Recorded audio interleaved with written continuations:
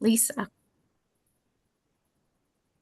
Good morning, everybody, and thank you for having me. My name is Jill Shamon, and I am with Indiana 211, which is one of the 8 agencies under the Family Social Services Administration umbrella. So you may know FSSA from Medicaid and food stamps and Division of Aging, Division of Mental Health and Addiction, and Indiana 211 was originally managed and overseen by the United Way. And in some states, 211 is still part of United Way, but in the state of Indiana in 2020, uh, the United Way came to the state and asked if they would take it over. And so, in the midst of that, the pandemic began. And so, 211 was tasked with opening up 1,000-person call center so that Hoosiers could get answers to questions about COVID and also get scheduled for vaccinations and just general information. So, in addition to what I'm going to share with you today about 211, they were also doing that throughout the pandemic. So Indiana 211 is a open to all Hoosiers in all 92 counties. Anyone can call 211, and it is an information, it's a number for people to call to get information about resources in their community. So I'm going to talk to you about what 211 is and what kinds of resources are available in our database, what a caller should expect when calling 211, and also to learn how to utilize 211 yourselves, uh, for yourselves or for maybe someone that needs your assistance.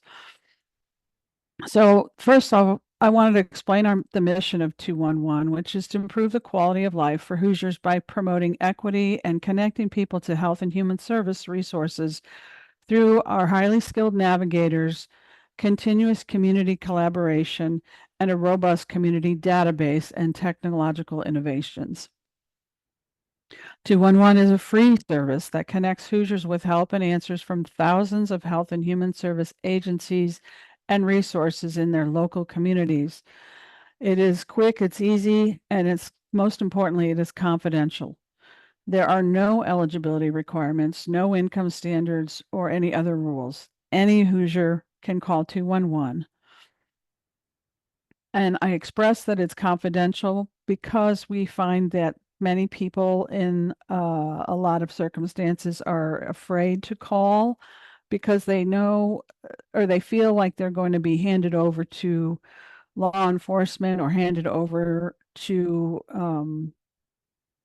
or their information is going to be shared with people that they don't want it to be shared with. So I'll get into some of that information in a little bit, but I do like to express that it is confidential. So some quick facts. It does serve all residents of Indiana. Indiana 211 currently hosts more than 10 lines of business. Our community navigators are the connectors to the community resources. Like we offer a complete and comprehensive assessment around the social determinants of health. Indiana 211 averaged 13,500 calls to our community navigators each month in 2023, serving over 9,000 individual callers each month. The greatest needs that we receive calls for are housing, utilities or assistance in paying utilities, and places to find food and food pantries. So our database, it covers all 92 counties. We have thousands of services represented in the database, and it is maintained and updated diligently by our resource curator team. Some of the examples of the types of referrals and resources in the database include housing, utility assistance, food and meals, legal and consumer public safety concerns, healthcare, transportation assistance, places to find personal items, household needs, clothing, general information. But some of our other resources include mental health, substance use disorder help, employment, and job search or job readiness. services that might surround a disaster, help in finding domestic violence, shelters, sexual assault, and trafficking, help with childcare, and a whole lot more. We receive phone calls on everything from uh, parking tickets to any one of these categories. So it's interesting the kinds of people that we get calls from, and our navigators are going to do everything in their power to help a person. In fact, one of their most difficult calls, they say, is when they don't have the resources in our database to offer for somebody that calls. And I'll explain what I mean by that in just a bit. So there are three ways in which to access 211. One is to call directly from any phone.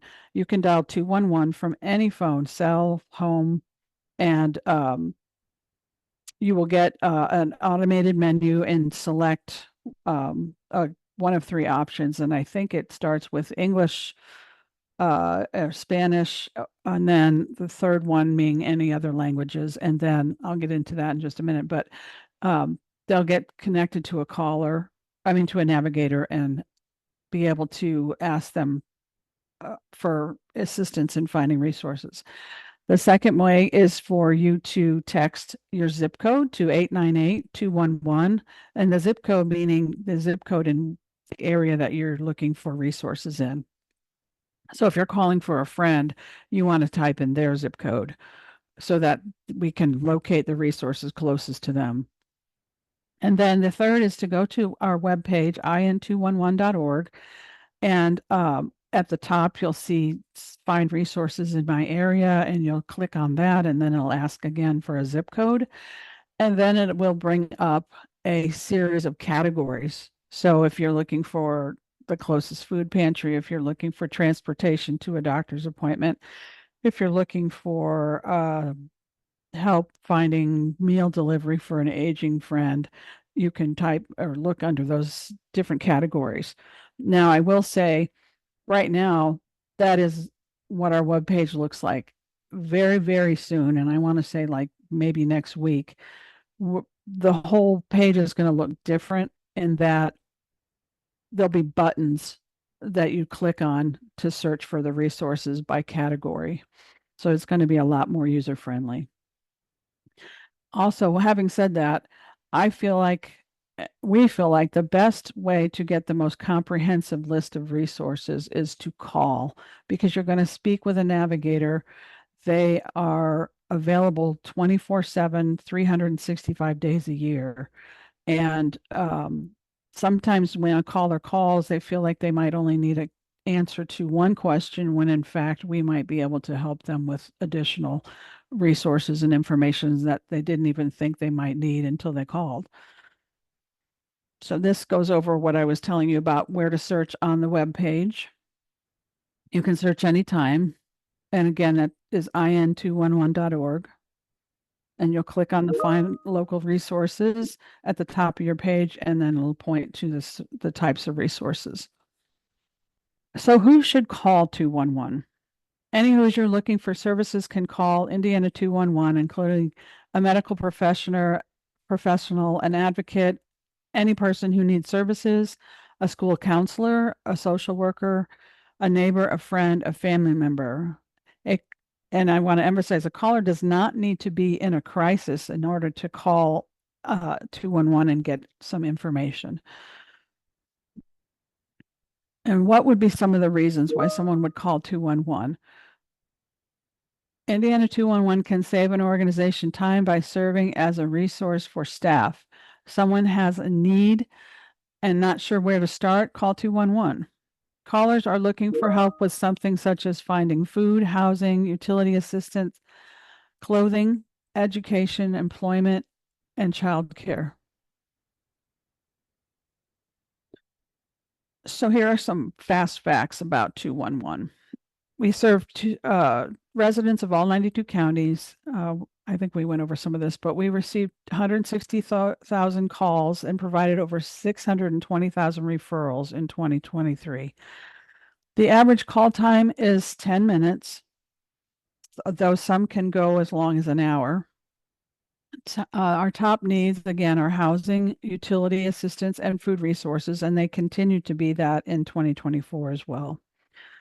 One of the things that I like to tell people is that we have access to interpreters for over 240 languages, much more than just a call. We advocate and follow up. And we have 57 community navigators who've received 3 weeks of training. So going back to the interpreter for languages, I'm finding out that um, some areas have an influx of certain languages. So if somebody comes to you maybe at the library and doesn't have English as their first language, you could connect them with 211 by calling the number, and then they will select, I think it's option 3, and then they will tell the navigator what language it is that they need. Um, and so, for example, if it's Haitian Creole, they would say, I need a Haitian Creole translator. The call navigator will get the translator on the call, and the 3 will stay on the call together, the caller, the navigator, and the translator, until the call is finished so that the caller can get the information they need. Indiana 211 community navigators are connectors to community resources. They ask a series of social determinant of health questions in an effort to understand where a person is at the time of the call. Sometimes people call for one need, but in asking some additional questions, there may be other issues with which the community navigator can also offer resources. Often people do not know what to ask. So the social determinant of health questions, I'm going to play part of a call so that you can hear them, but this is a list of the questions they will be asked. So the caller will be asked um, employment status, um, annual household income, highest level of education, and a few other questions. And these are so that we can best find the right resources and determine their status so that we can be sure to get them the best possible answers. Now, they will also be asked their name and phone number, and they will be asked the gender they identify with and their age. And the reason for that is because if they're looking for a shelter, for example, we have some shelters, that they have gender restrictions. They only accept women or men, or they have age restrictions. They only accept people over the age of 18 and those kinds of things. So it is important that we ask those questions. And we do use that data to make sure that we're building our resource database and finding where some unmet needs might be so that we can be sure and get those resources added. And but it does still remain confidential. So here's a sample call so that you can kind of get an idea of how everything works.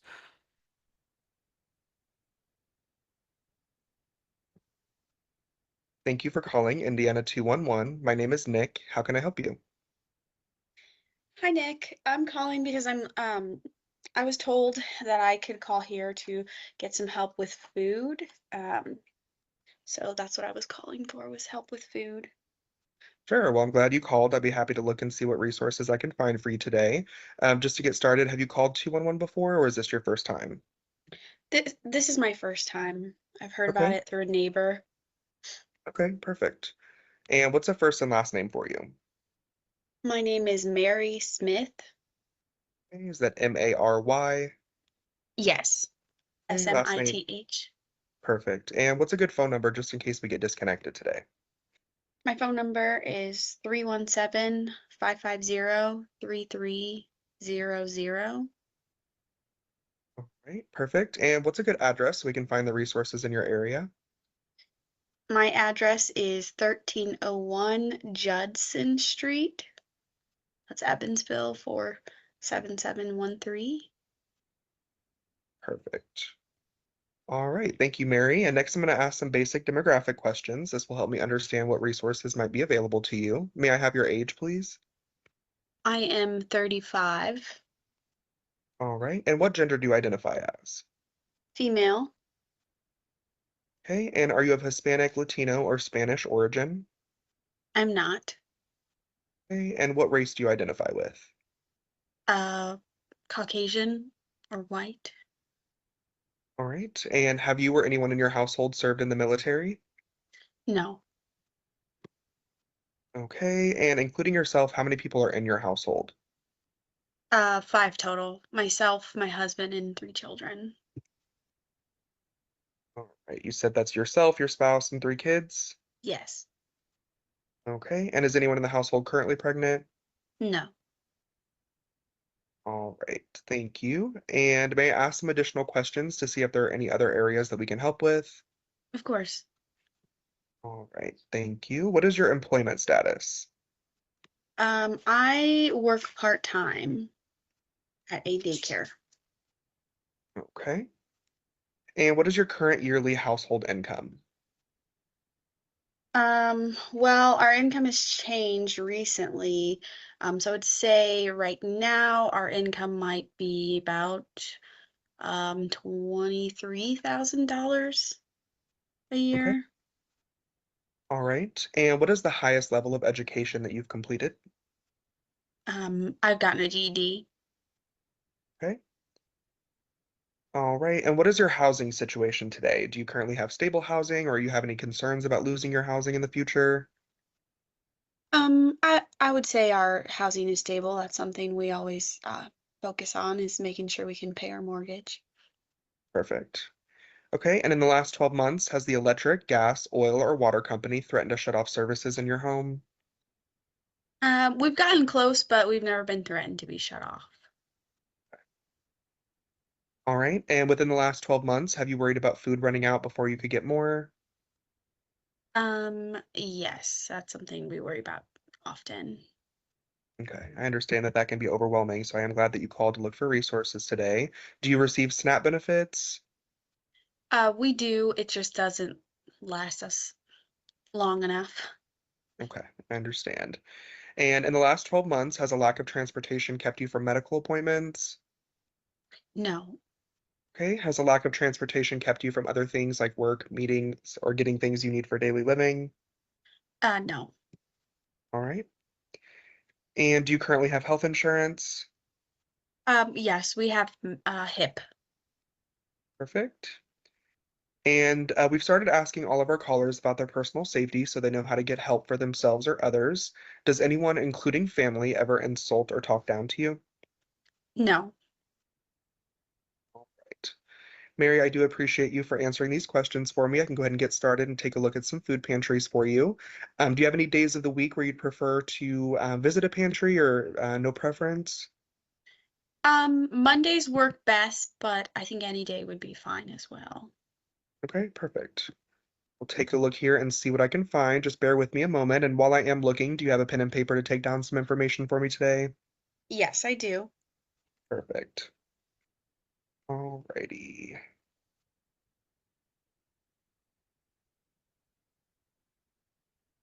Okay, so we have the first one pulled up here. So this is the Evansville Emergency Food Pantry Consortium.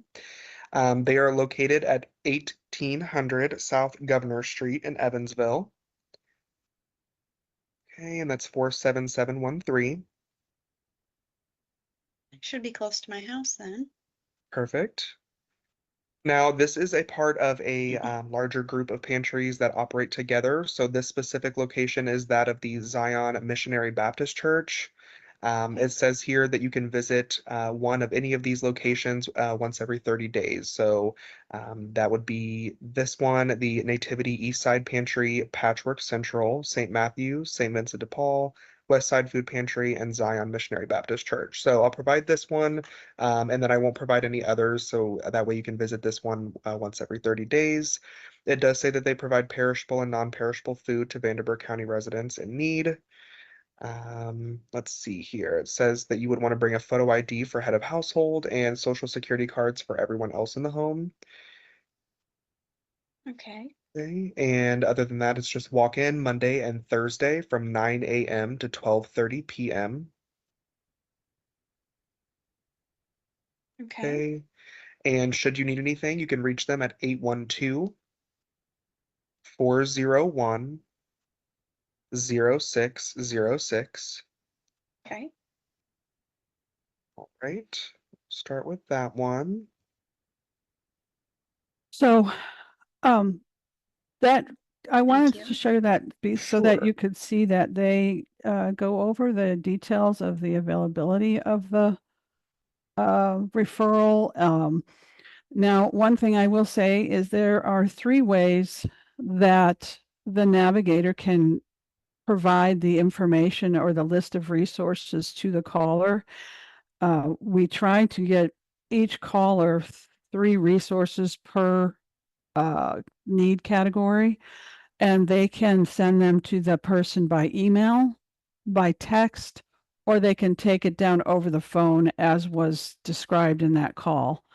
But one of the things that our resource curators do is to check with each of these resources, and we're required to, on an annual basis, make sure that each agency that is in our resource database does a annual update of information and just verify that everything is still correct, because and they can also go online and update their information as needed, but it's real important that that information is correct, because the last thing we want to do is send somebody on a wild goose chase, or send somebody who had to buy a bus ticket to go to the food pantry and then have them get there and have it be closed because our information was incorrect that we gave them.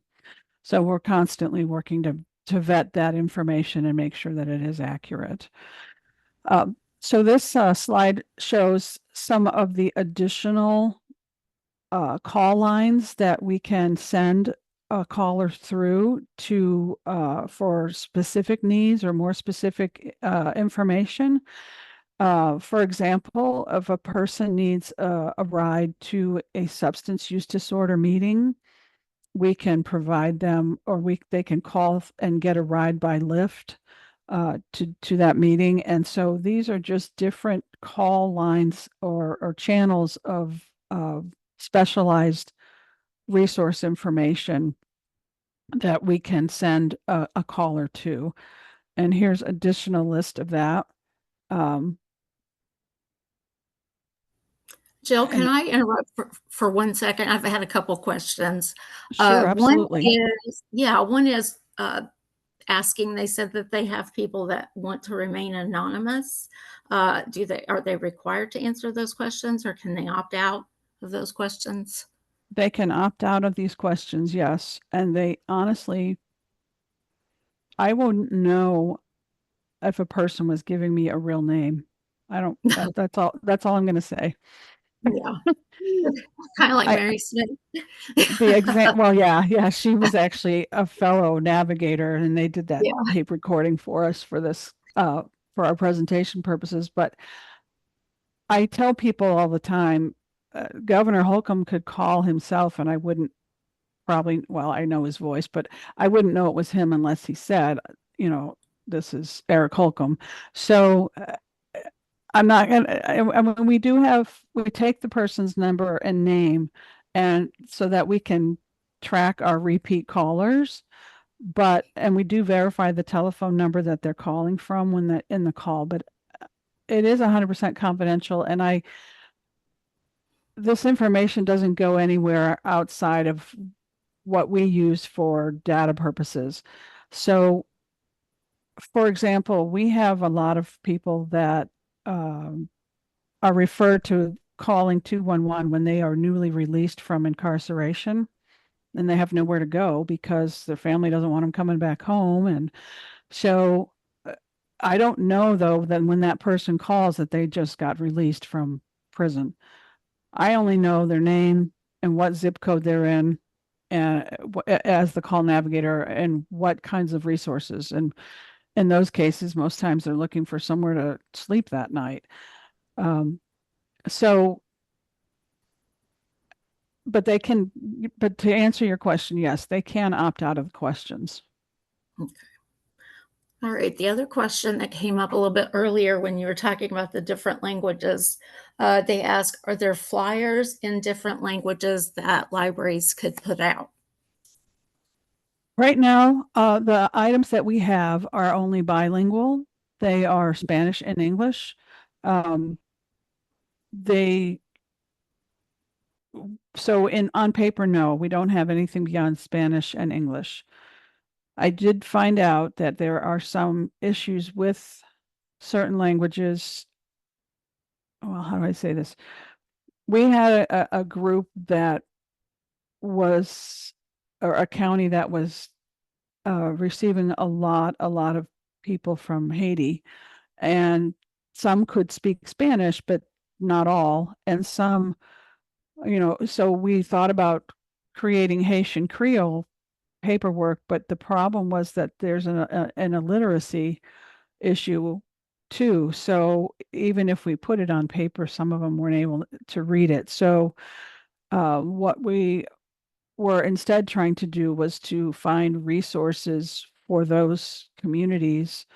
Um, for example, there's a church up in Geist called St. Simon who has a large population of Haitian Creole people. And so we're hoping to work with them to get people in touch with people within that community that can communicate with each other as well.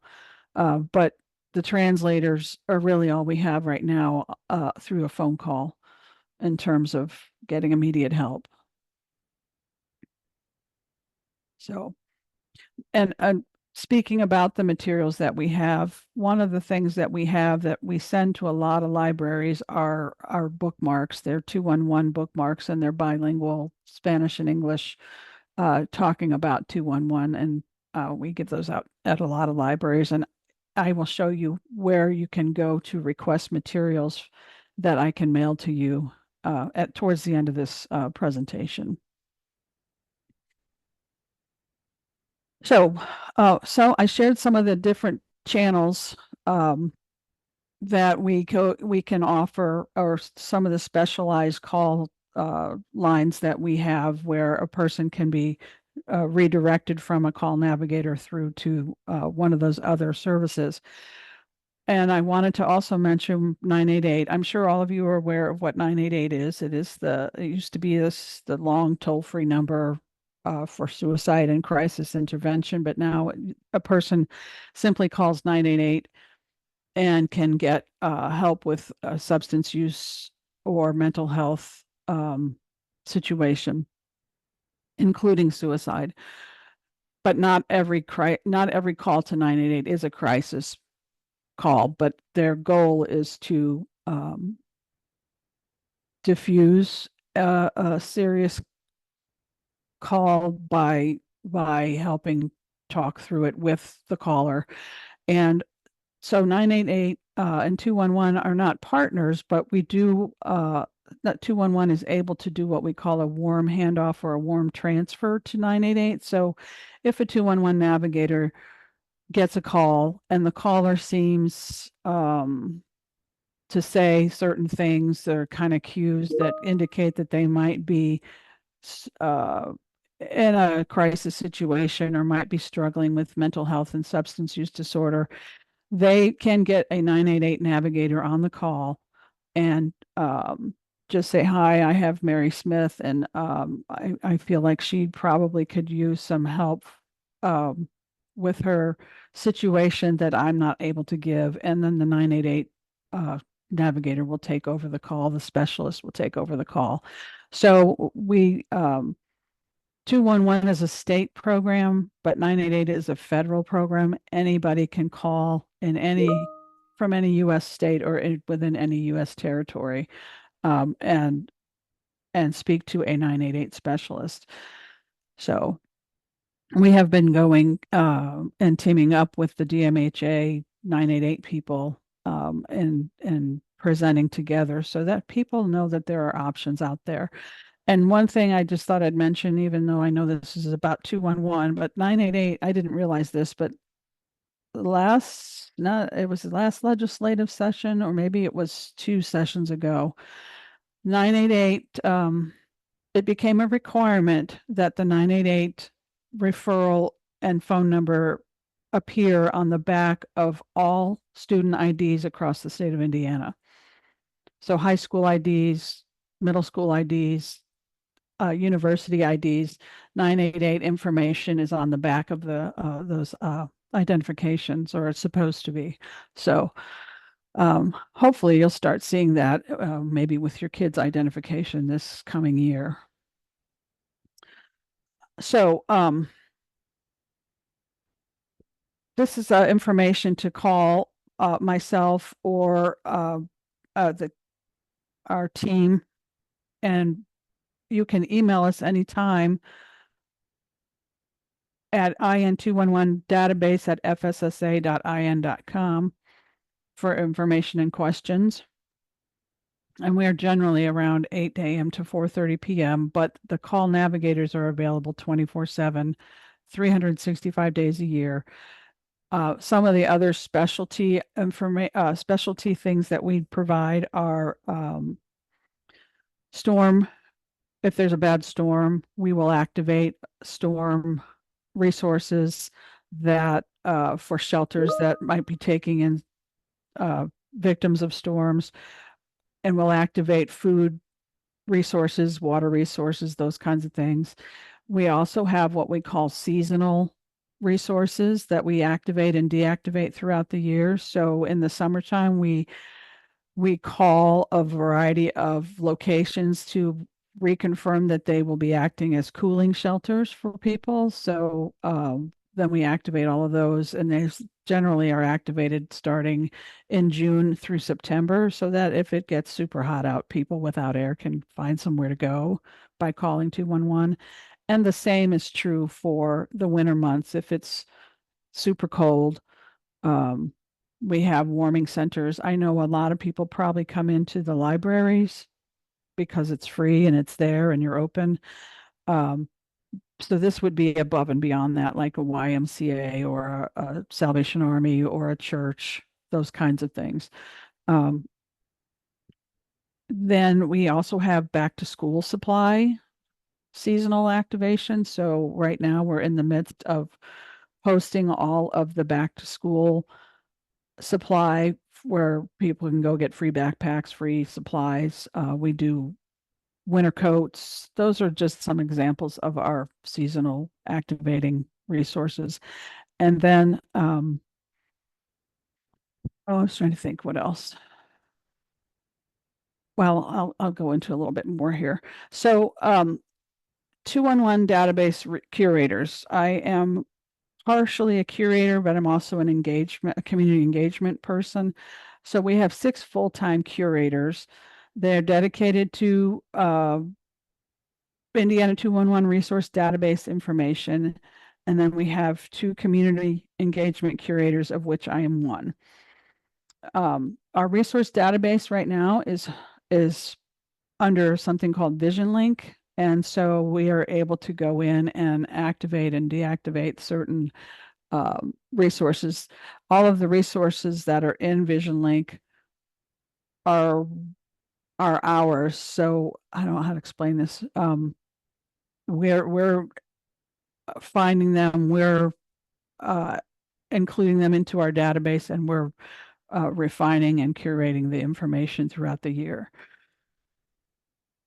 So I don't know if any of you have your library listed in our database. I would probably need to check that. But if you were to go and need to update some information about the library, say the hours of operation, main phone number, things like that, you can go directly into the 211.org webpage and update your own information without having to send us an email. So you can do it at your leisure as needed. We do have a specific inclusion policy for a resource agency needs to meet certain guidelines in order to be included in our database. It needs to be accurate and up-to-date information, and information about human services. And we have these are the types of resources that we can include, ones that we will consider including, and ones that we cannot include. So all government agencies and programs are included, crisis lines, hotlines, helplines, nonprofit or faith-based organizations, collaborations, and coalitions. We will consider for-profit agency services providing programs on sliding scale or programs that offer free services like scholarships and reduced fees. We cannot include, or we will exclude, agencies that deny service based on race, gender, sexual orientation, etc., and programs that are for members only. So if it was a program where that was part of, say, I don't know, a church, and it was only members of the parish that could participate, then we could not include them in our database. It needs to be open to the entire community. So this is what it would look like if you were going to add or request that you add your agency to our database. You would go to the in.gov 211 page, and there's a drop down where you request to be included, and then it starts a form, and the person or the resource contact will fill in the information and hit submit, and it comes to us, and then we will reach out to them and discuss, and then add them to our database. We're always looking for new organizations to add, especially in areas where there are unmet needs. And I'll talk about what that means in just a second here. So this is just another page. And some of the informations that are asked, if they need to, if they want to update it, they would search for their organization under agency name, and then update accordingly.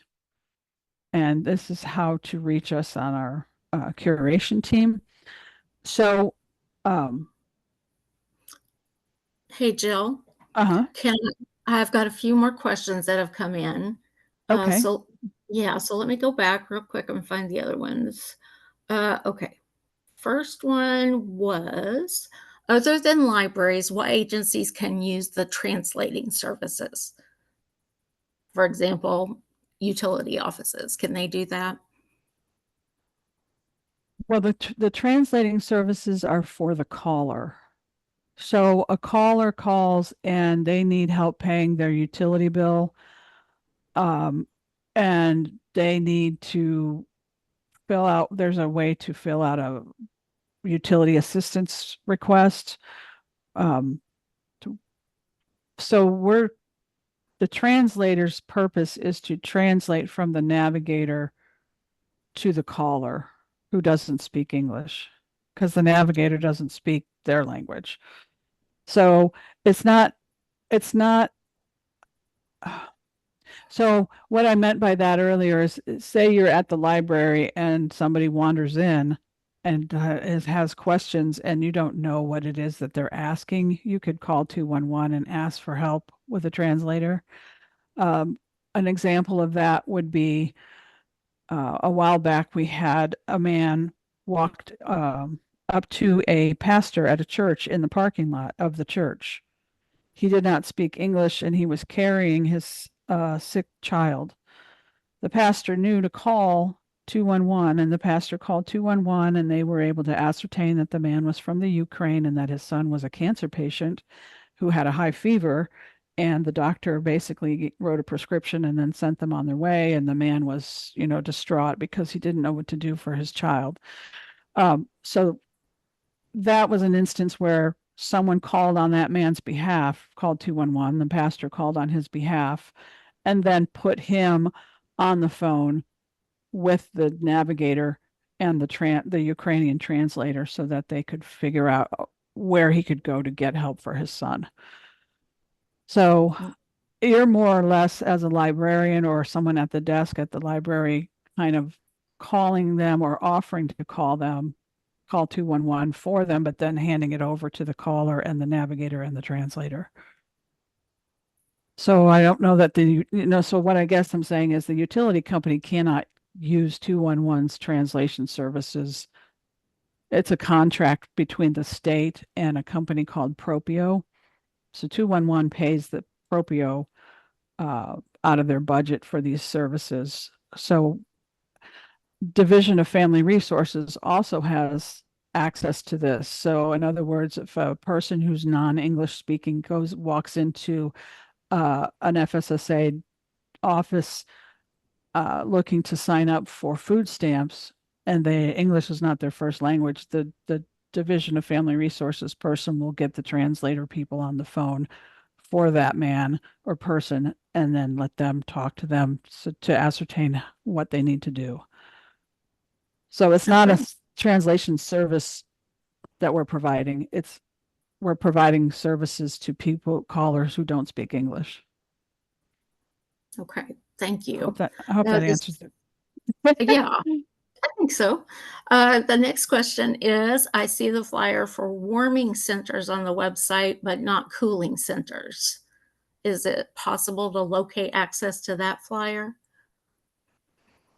What the flyer says, I wonder what flyer they're referring to. I know we have social media where we post Facebook, X, and or Twitter, and Instagram, and we'll occasionally post. If you need a cooling center, like 2 weeks ago, it was over 100 degrees, so we just posted that on social media. Call 211, and they'll ask the zip code and the person, and then say, "Here's the closest cooling center. They're open from 8 to 5 today, and you can just walk in." So I'm not sure what flyer they're looking at. Uh, Chris, if you want to update me in the chat about that, I can maybe just share that. Hang on. I think he did. It was under promotional materials. There is a list of warming centers, but not the cooling centers under the promotional materials, if that makes sense. I will have to maybe, Chris, would you mind possibly emailing me and I can send you an electronic version of that flyer for you if you're wanting to print it or. Yes, he says, thank you. Sure, All no right. problem. There's a couple more before we go any further. Can libraries call 211 to find out what active food pantries and other resources are in their service area to have a constantly updated list at the library? I don't see why not. I don't see why Okay. not. There is a way to actually request that data too without having to go through the navigator and listen to all the questions and all that. Okay. You would want to go. I would write a request to this email address. Can you see I put the resource curation team information up there? Yes. And I'll send this out in the follow-up email too. So they Okay. have it. Okay. And at the very end, I'll share my email, a second shared email box that we have. We have two shared email boxes. So this is database email, but then there'll also be just a general request for data. If you want to request, can I get a list of all of the food pantries and their hours of operations for Fort Wayne? We can certainly send that to you. Okay, that's great. Let's see. I don't want to pass up another one. Have a couple more. Does the listings, do they only include women's shelters or women's only shelters? Oh, no. No. No. Then I will say though that our resources in certain areas may only include ones where both men and women cannot be in at the same time. And so we've had to separate families from time to time or give them options where they would have to be separated, I should say. So another example of that would be a call we had a while back where a boy and a girl, the boy was 18, he's a man, but a boy was 18, the girl was 17. She was pregnant. They had been thrown out of their house and they called 211. We couldn't put them together in the same shelter because she was under 18. And also they didn't accept, the shelter in their area did not accept both genders. So she was referred to a women's shelter and he was referred to a man's shelter. But no, we have men's, women's, families, domestic violence survivor, and ones that are confidential, um, Mhm. in terms of their location for the safety and protection of those that need it. So, You may have already answered this. How do they see if their organization is already in the database? Did you already go over that with um, sort of, you can go to in211.org okay? and search the zip code and then type it in the search. Um, Okay. so, All right. And then let's see. I think that about caught us up. excuse me. How current is the website? That way we can just look things up instead of emailing. Um, Again, our website, Yeah. we're literally in the middle of changing it. It's probably going to be the new version is going to be live probably no later than Monday. So, but it is, in terms of the resources in the database, they are up to date. We update them daily. We have a team that does nothing. They have a list of assigned resources, and their sole job is to make sure they're up to date every day. So the information is as up to date as today. The web page, the in211.org page, and how it looks today may change by tomorrow. So, All right. Well, I'm going to let you finish because we do have some more questions coming in, but I want to make sure you are able to get through your whole presentation. okay. Okay. Thanks. So community engagement is what I do. There's two of us. We analyze the 211 data. We do community-based presentations and we can present at conferences, we can table at events. So for example, I did the Hamilton County Veterans Corporation Resource Fair on Saturday. We have another event tonight that's part of, it's over at Arsenal in Indianapolis. It's part of their back to school program. So, and then we have one part-time community engagement coordinator who researches new resources because we're always looking to fill needs that may not be met. And what I mean by that is, um, a person may need a shelter in Franklin, Indiana, but there may only be one in Franklin, and the next closest one is 10 miles away. So the person might decline it when they're offered it by the navigator. They might decline it because they have no way to get 10 miles away, and that's considered an unmet need. So our job is to get as many resources in there as possible. So this is more data information that I'm not really sure is all that helpful to you, but the current state of our active resources, 50% of them are nonprofit, 45% are government related, 4% are commercial. We have 4,863 agencies with multiple sites or locations. So the Salvation or XYZ church might have their food pantry at another site. So that's considered a second resource or second site. And then we have 11,236 services to offer. You can go to the in211.org through the FSSA page and look at our data information board, our data dashboard. So this shows what it would look like at the top of it. This is showing year to date or the last 12 months that we took 160,358 calls, of which 110,000 were distinct callers. So what that means is a few people called more than once. And we offered 622,000 referrals to resources.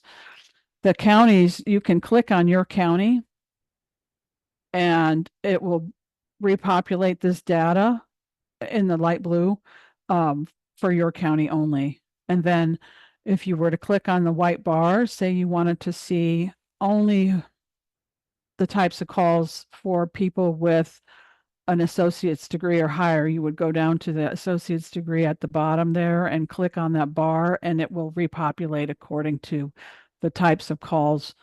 It'll re-update just based on those that called with an associate's degree or higher. So, and then down at the bottom of the data dashboard is some more detailed information. So for purposes of this presentation, this is going from 2023 to 2024. In that time, we took 52,180 calls pertaining to housing. Or I'm sorry, 52,000 callers, individual callers, and 66,000 calls about housing. And we referred 197,000 resources for housing. So it just kind of goes deeper down. So if you say, for example, you wanted to have some kind of community service or resource event, and you wanted to see what the needs were the greatest for in your community, you could go to our dashboard and see what kinds of needs people called us about most frequently to see where the needs were in your community. Through the community engagement team, you can order materials through our website. You can request a presenter like what I'm doing today. We do some trainings. We can table at a booth or a vendor as a vendor.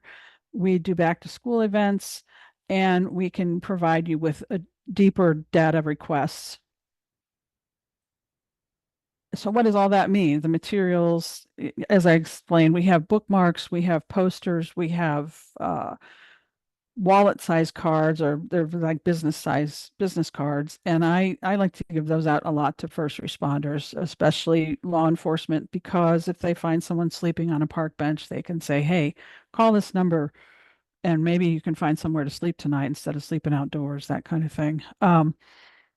You can call with your clients or your families, whatever you're comfortable with. There's a list of resources at your disposal. And again, anybody can call. You can call for yourself. You never know what kinds of information you might find. And the data is there to know what is needed in your community, and we can take connecting individuals to organizations off of your plate.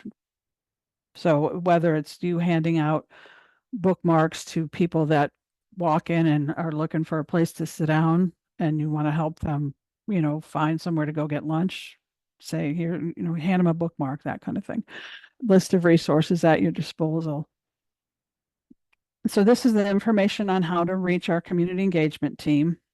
The toll-free number is different than the one for the data team.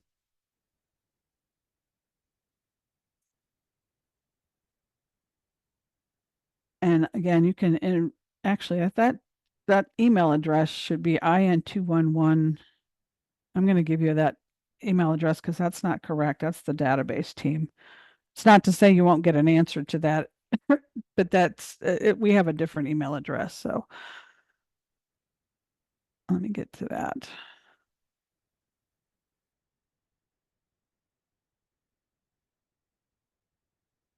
And that's pretty much the presentation. So it's IN211info at fssa.in.gov, and I can put that in the chat for you. Okay, I am going to hop in here. We've just got a few more minutes before the top of the hour. And so I wanted to let you know again that anyone who's in attendance today, I will be sending out certificates. I'll be sending out a follow-up email, and some of these chat questions that we weren't able to get to, I'll see if Jill can answer those and get back to us. And then what else was I going to tell you? 211 does offer resources for job information. Paula had asked that question. Yes, they can call and ask for referrals on job search, and soon we will be working with the Department of Workforce Development to partner with that those services. Person can Wow. call to get help with writing a resume, with interview skills, so hopefully that's supposed to start in August. So Thank you, Jill. This has been wonderful. I am just blown away. I knew about this resource, but I didn't have all the details that you shared with us today. So I think this will be extremely helpful information for libraries to have. So, yeah, I mean, they can yeah, refer people. I'm sure they get a lot of people that come in needing just to sit down or need to cool off. And I mean, the yeah. library is open to the public and it's free. So I understand that they probably encounter a lot of people that are in need of services like this. So, refer them. And you may get some pushback. Some people are afraid to call. They think that they're going to be turned over, especially if they're somebody that suffered a mental health crisis in the past and had to spend time in a facility. I had a friend in New Hampshire who I was trying to get to call 211 up in New Hampshire, and she was really, really resistant because she thought they were going to take her away, so to speak. And that's not what happens when you call 211. So, and if they've just been released from prison, we don't know that, so they can call 211 to find somewhere to get something to eat or go to cool off or to find somewhere to sleep. And we're not going to turn it over to the police. The only time somebody's information is not confidential is if it becomes a crisis where during the call the person expresses that they are going to self-harm or possibly harm others. The navigator will get a manager on the call and they may have to involve 911. And that has happened before, but it doesn't happen very often. But that's the only time a person's name and address is going to be shared outside the call. So, and again, they'd have to express self-harm or harm to others. So I just All wanted right. to point that out. Yeah, thank you so much. There are a few more questions. And if people want to stick around a little bit, I can go through the questions. Unless Jill, do you need to get off and go somewhere? I don't have. Okay. Okay. All right. Well, let me go back. Just a reminder, I'll send out certificates. I'll send out a follow-up email. Jill, can I share your PowerPoint with them as well so they have that information Sure. on those slides? Okay, great. All right, let's see. And if you want to listen to that entire call, I didn't want to drag it out. It's 10 minutes long, but you can listen to that in that whole PowerPoint. And it it goes further after he gives her some more resources for food pantries. I kind of forgot what I was going to say. I think he gives her three resources, three different food pantry resources. So it's a 10-minute call. But again, we try to give at least three resources for every need that the caller is calling about. Okay, what was the correct email address again? I think they're asking for the info. Was it IN I have to, 211? yeah, it's IN211info at FSSA. So F is in Frank, S is in Sam, S is in Sam, A is in Apple, .in.gov. All right, perfect. Thank you again, Jill. I just really, really appreciate you doing this for us. I think everybody else is very appreciative as well for you sharing this information. So I'm going to go ahead and wrap up the webinar, and any questions that were not answered, I will make sure that I get answers from Jill, and I will make sure that things are in the follow-up email to make sure you've got all you need from today. So thank you for guys have a joining today. And it was absolutely my pleasure. I love what I do and I love sharing this because I think it is a huge resource. And I think the state of Indiana is doing it well. So, yeah. And libraries are really, really good about sharing resources. So this is the perfect yeah, venue. Yeah, it's the perfect venue to get the word out. So there's three non-social worker social worker jobs in the world. One is a hairdresser, one is a bartender, and I think the other is a librarian. You end up doing things that have nothing to do with your actual job duties, but bless you for Yes. what you do. Yeah. All right. Yes, I will send the slides. Jill said that was fine, and you can order promotional materials, but you can actually probably go back through her PowerPoint to find those different slides where she told you how to do that. So, but you're always welcome to email Jill or email me, and we'll get the information that you need to you. So, thanks everybody. Have a great day. Thank you, Thanks, Jill. everyone.